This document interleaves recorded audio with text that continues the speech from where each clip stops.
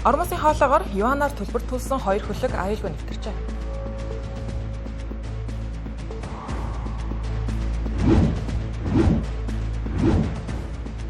Дэлхийн дотоодын нийт бүтээгдэхүүний өсөлт 2026-нд 2.9% болж удаашрна.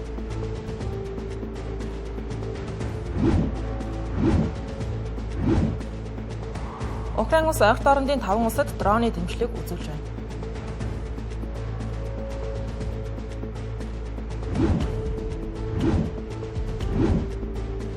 Америк нэгдсэн улс Донбассыг Орос улбаны улсын мэдэлд өгөхийг шаардаж байгаа гэлээ.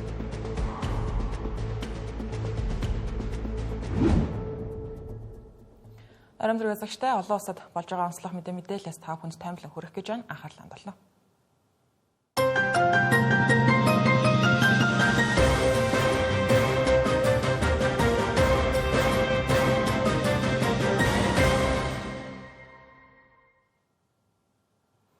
За Ормосын хоолойг өнөөдрийн татвар нээхгүй бол Ираны цахилгаан станцуудыг бөмбөгдөнө гэж анхааруулад байсан Дональд Трамп энэ хугацааг дахин 10 хоногор сунгаж 4-р сарын 6 болгож өөрчиллөө.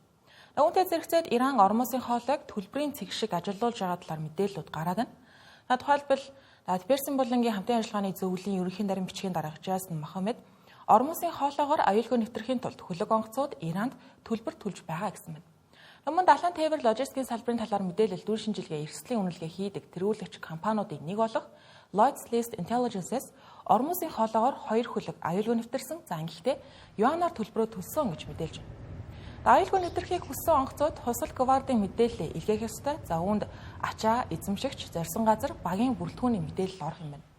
Баталгаажсан онгоц код авч Ираны Хусал Гвардийн хөлөгтэй хамт явна.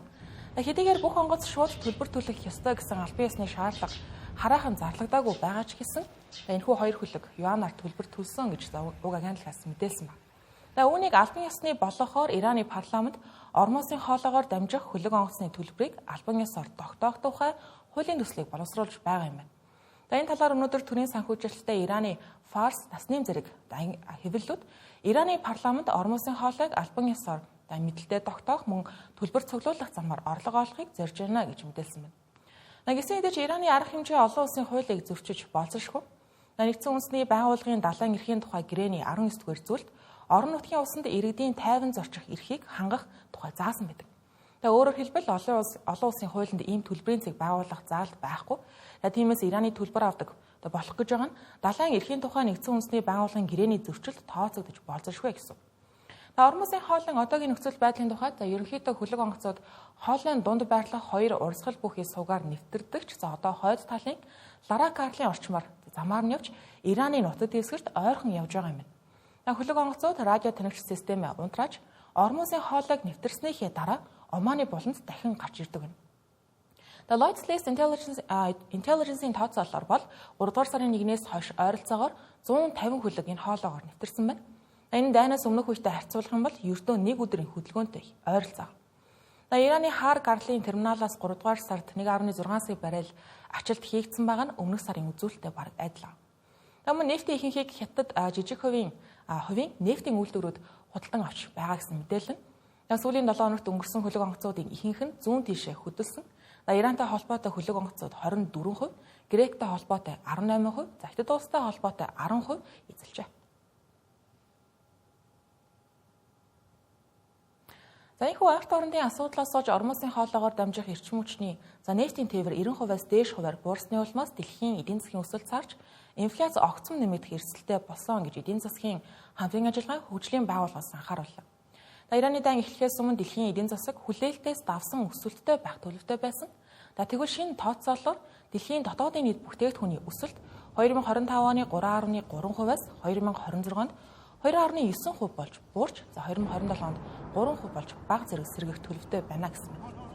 Эрчим хүчний үн огцом өссөнөөр 20 бүлгийн орнуудын инфляц 2026 онд 4% хүрэх төлөвтэй байгаа нь өмнөхд хамгаас 1.21-жээр өндөр байгаа. Хэрвээ нөхцөл байдал цаашаа уламд ортох юм бол дэлхийн эдийн засгийн өсөлт дахин 0.51-жээр буурч инфляц 0.91-жээр нэмэгдэх магадлалтай юм.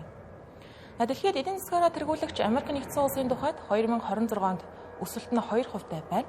2027 онд 1.7% болж буурах магадлал гарсан байна. Хэдийгээр хиймэл оюунтай холбоотой хөрөнгө оруулалт өсөлтийг дэмжиж байгаа ч гэлээ иргэдийн бодит орлого хэрэглээний өсөлт удаашрж байгаа нь гол хүчин зүйл болсон байна. Намун Америк нэгдсэн улсын инфляцийн тухайд 2026 онд 4.2% хүрэх төлөвтэй байгаа нь өмнөхөөсөө 1.21 жил өндөр таамаг.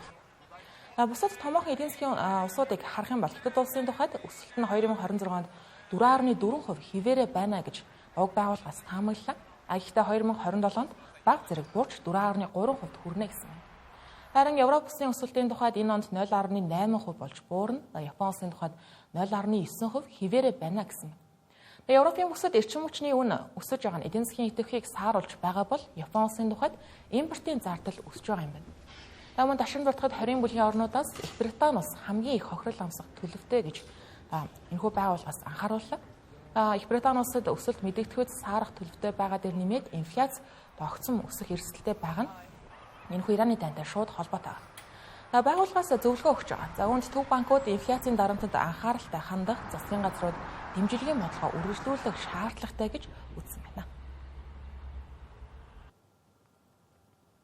Дараагийн алс мэдээ. Украин улсын ерөнхийлөгч Володимир Зеленский өнөөдөр Сауди Араби улсад гинтийн ажил хийлээ. Энэ нөрөө Украин ойрт орон дох аюулгүй байдлын асуудалд илүү идэвхтэй оролцож ихэлснийг. Намайг буцаагаад Орос улбаны улсын эсрэг тусламж эрэлхийлж байгааг нь харуулсан хэрэг болж байна. Володимир Зеленский өнгөрсөн 7 хоногт Украин улс, Сауди Араби, Арабын нэгдсэн Эмират, Катар, Кувейт, Йордан гэх 5 улсад Ираны дайны үеэр дроны давталгаанаас хамгаалах чиглэлээр тусалж байгаа гэдгээр ил болгосон. Энэ хүрээнд Украины дроны давталгааг илрүүлэх, саармөжүүлэх технологи, мөн агарын давталгаанаас хамгаалах систем байгуулах туршлагаа хуваалцаж байгаа. Цаашлаад дэлхийн нефтийн тээврийн чухал зангилаа болох Ормын хоолын аюулгүй байдлыг сэргээхэд оролцох боломжийг ч гэсэн судалж эхэлсэн гэж Киевээс мэдээлсэн байна.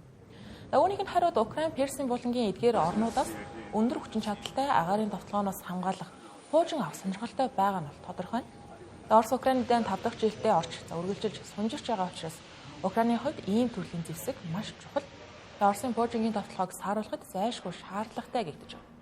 Гэхдээ энэ дайнаас болж Ираны дайнаас болж Украин дэлхийд тэргүүлэх хэмжээний дрон болон дрон эсэргүүцэх технологи хөгжүүлэгч орон болж чадсан гэгдэг дахин анхаарлын төвд орж байгаа юм.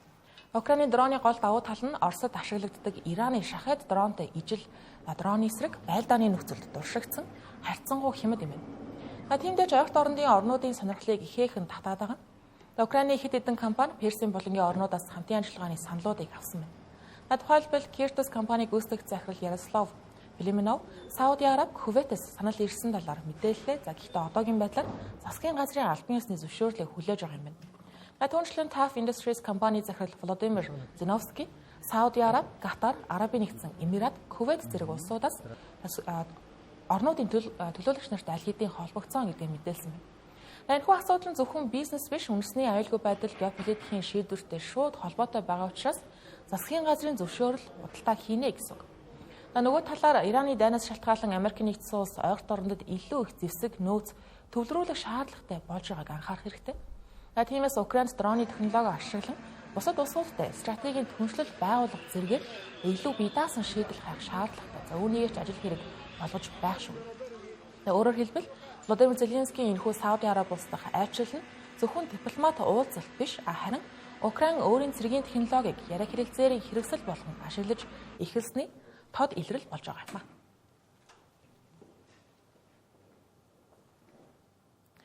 Володимир Зеленский Reuters агентлагт өгсөн нэгэн ярилцлаганд Америк нэгдсэн улс Украинд аюулгүй байдлын баталгаа өгөхөд бол бэлэн, гэхдээ Донбассаас бүрэн татгалзах ёстой гэсэн шаардлага тавьж байгаа талаар мэдээллээ. Мөн түүний хэлснээр Дональд Трамп ойрт орон дох нөхцөл байдалд анхаарлаа төвлөрүүлж байгаа учраас Украинд илүү хурдан хугацаанд шагалт үзүүлж дайныг дуусгахыг зорж байна гэсэн байна. Америк нэгдсэн улс Украинд аюулгүй байдлын баталгаа өгөх саналаа Донбассын бүс нутгийг бүхэлд нь Оросд шилжүүлэх нөхцөлтэй инхүү холбон тайлбарлаж байгаа нь анхны тохиолдол бол биш. Орос улбануусын зүгээс хариу үзүүлж байгаа. Тухайлбал Владимир Путиний хувьд Донбассын бүсийг бүрэн хяналтандаа авахыг дайны үндсэн зорилго гэж үздэг гэдгийг удаа дараа хэлсэн. Тиймдээ ч Кремлийн тусгай төлөөлөгч энэхүү Володимир Зеленскийн ярилцлагад хариу өгөхдөө Зеленскийн мэдэгдэлд баярлаж байна. Тэр эцэст нь Америк нэгдсэн улсын байр суурийг сайн нэгэн ойлголоо гэж ийм үг хэлсэн байна. Украин Донбассаас татгалзахгүй энэ хിവэрэ байя гэх юм бол Америк нэгдсэн улсын дэмжлэгийг алдснаар хоёр том асуудал гарч ирнэ. Нэгдүгээрт Украины зэвсэг худалдан авалтыг хэн санхүүжүүлж туслах вэ? Амин нөгөө талд ирээдүйд Орос дахин давтлах юм бол холбоотнууд нь хэрхэн хариу өгөх вэ гэдэг. Украиний хувьд аюулгүй байдлын баталгаа нь ирээдүйд Орос улбаны улс дахин давтлахоос сэргийлэх гол арга хэрэгсэл гэж харж байгаа. Иймээс Донбассын асуудал нь зөвхөн газар нутгийн маргаан биш, харин ирээдүйн аюулгүй байдал, геополитикийн тэнцвэрийг нь шийдэх гол цангилаа болж байна гэсэн. Байлдааны нөхцөл байдлын тухайд Оросын зүгээс Донбаст аажмаар урагшилж байна гэсэн мэдээллүүдийг өгч байгаа боловч ахиц харцсангуй удаан байгаа юм байна. Ямар дипломат орчинд асуудыг шийдэх хамгийн зөв гарц нь одоогийн байдлаар Америк нэгдсэн улсын ерөнхийлөгч Дональд Трамп, Орос улбаны улсын ерөнхийлөгч Владимир Путин, Украин улсын ерөнхийлөгч Володимир Зеленский нарын гурван талд дээд хэмжээний уулзалт асуудлыг шийдвэрлэх чухал үйл явдал болно гэж үзэж байна. Асуулын анс мэдээ. Дэлхийд дахинд ардчлал суларч дарангуулын дэглэм газар авч байна. Өнгөрсөн оны байдлаар дэлхийн нийт хүн амын 74% нь автократ, ердөө 7% нь либерал засаглалтай улсад амьдарч байгаа нь 1970 оны түвшин рүү бид ухарсан гэсэн. Харин манай улсын тухайд ардчлалын индексээр нийт 202 улс захиргааг авч үзэхэд 75 дугаар байранд жагсаж байгаа нь өнгөрсөн оныхоос 6 байраар урагшилсан хэрэг. Швед улсад байршилтай Varieties of Democracy судалгааны байгууллагаас 2026 оны ардчлалын тайланг нийтэллээ. Энэхүү байгууллага нь улс орнуудын 1789 оноос хойших мэдээлэл дээр суурилан 4200 гаруй судлаач шинжээчийг хамруулан улс орнуудын ардчлалын нөхцөл байдлыг үнэлдэг. Үүнд сонгуулийн болон либерал ардчлалын индекс, иргэдийн оролцооны индекс зэрэг нийт 6 гол индексийг ашигладаг байна. Ийхүү үзэхэд өнгөрсөн оны байдлаар дэлхийд дахинд ардчлалын нөхцөл байдал тун тааруу байна. Судалгаагаар дэлхийн дундаж ардчлалын түвшин 1978 оны түвшин рүү 47 жилээр ухарсан буюу түүнээс хойших олон улсад өрнөсөн ардчлалын давалгааны ололт амжилт устсан гэж тэмжээ. Тоо баримтаас танилцуулбал дэлхийн улс орнуудад дарангуулын засаглал нэмэгдэж дэлхийн хүн амын 74% буюу 6 тэрбум хүн автократ дэглэмдор амьдарч байна. Харин либерал ардчилсан орнуудын хүн ам ердөө 7% буюу 0.6 тэрбум байна. Түүнчлэн дэлхийн хүн амын 41% буюу 3.4 тэрбум хүн одоогоор автократ дэглэм рүү шилжиж байгаа улс орнуудад амьдарч байгаа юм. Тэдгээр улсуудад нийт 45 улсыг тодорхойлсон байна. Үүнд хүн амын тоогоор дэлхийд томоохон нөлөө ихтэй улсууд болох Энэтхэг, Америк, Бразил, Индонез зэрэг улсууд багтжээ. Үүнтэй зэрэгцээд ердөө 18 улс ардчилсан засаглалтай болохоор урагшилж байгаа нь автократ дэглэм рүү шилжиж байгаа орнуудаас 3 дахин цөөн байгаа юм. Үүнээс гадна дэлхийд даяар ардчлалын дуу хоолой үгээ илэрхийлэх эрхчлөө багассан үзүүлэлт гарчээ. Өнгөрсөн 1 жилийн хугацаанд 35 улсад хэвлэл мэдээллийн байгууллага дахь засгийн газрын хяналт нэмэгдсэн үзүүлэлт гарсан байна. Тайланд ардчлалыг бууруулж байгаа хамгийн том нөлөө нь хэвлэл мэдээллийн байгууллага засгийн газрын нөлөөнд автах гэж дүгнжээ. Харин Монгол улсын тухайд ардчлалын индексээр 81-р байраас дээшиж 75 дугаарт орсон байна. Энэ нь Монгол улсын ардчлалд ахиц гарч байгааг харуулж байгаа боловч бүх салбарт үр дүн чигт биш байна. Хамгийн сайн үнэлгээгээ Монгол улс зөвлөлдөх ардчлалын индекс ангиллаар авч 25 байр дээшлэн 40-р байранд орсон байна. Энэ нь бодлого боловсруулах үйл явц илүү нээлттэй, олон нийтийг хамарсан байдалд шилжиж байгааг харуулсан хэрэг. Нөгөө талд хууль сахиулах байдал, авилгын эсрэг хяналт, улс төрдөх хариуцлага тооцох системийг сайжруулах шаардлагатай хэвээрээ гэж судлаачид дүгнсэн байна. Мөн сонгуулийн ардчлалын индекс 0.496, иргэдийн үзэл бодлоо илэрхийлэх, хэвлэлийн эрх чөлөөг нэгтгэн харуулдаг либерал ардчлалын индекс 0.389 байгаа нь өнгөрсөн оны 0.5 болон 0.39 гэсэн үзүүлэлтүүдээс буурсан байна. Мэдээ үргэлжлүүлж байна. Зарим онцлог мэдээллийг товчоор багслуулж өгнө.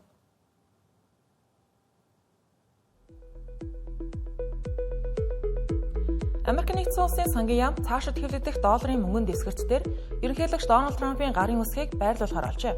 Ийхүү ерөнхийлөгч алба хашиж байгаа үедээ гарын үсгээ мөнгөнд дэвсгэрчдээр бичих нь Америк нэгдсэн улсын түүхэн анхны тохиолдол болж байна.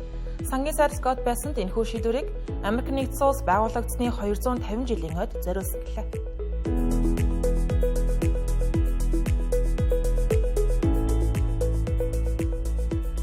Олон улсын олимпийн хороо трансгендер эмэгтэй тамирчдыг олимпийн эмэгтэйчүүдийн төрлүүдэд оролцохыг хориглолоо.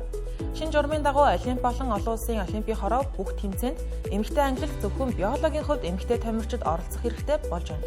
Харин тамирчныг эмэгтэй эсхийг нэг удаагийн заавал хийх гений шинжилгээгээр тогтооно гэж тайлбарлаа. Олимпийн төвшөнд яг одоогийн байдлаар хэдэн трансгендер эмэгтэй тамирчин өрсөлдөж байгаа нь тодорхойгүй. 2024 оны Парисын олимпиад төрөлтөө эрэгтэй байсан эмэгтэй болж хувирсан тамирчин оролцоогүй бол 2021 оны Токиогийн Олимпиад хүндийн үргэлтийн тамирчин Лорел Хабард оролцсон боловч медаль хүртэж чадаагүй байлаа.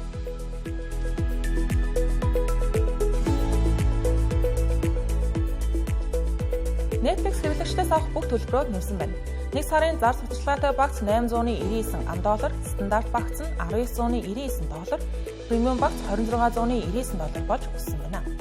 Компани мэдээлснээр уг гаргасан үнийн өсөлт нь шууд дамжуулалт, видео, подкаст зэрэг контент бүтээхэд хөрөнгө оруулалт хийхэд чиглэн гэлээ.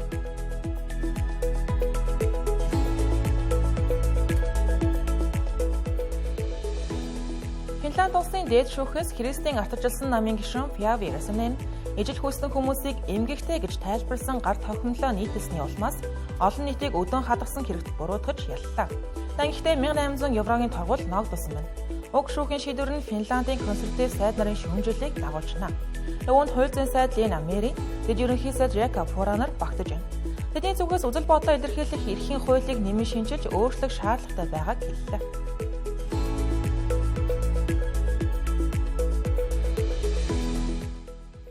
За олон улсад болж байгаа онцлог мэдээлэлээс та бүхэнд таймлан хүргэсэн байгаа. Анхаарлаа хандуулсан явдалд баярлалаа.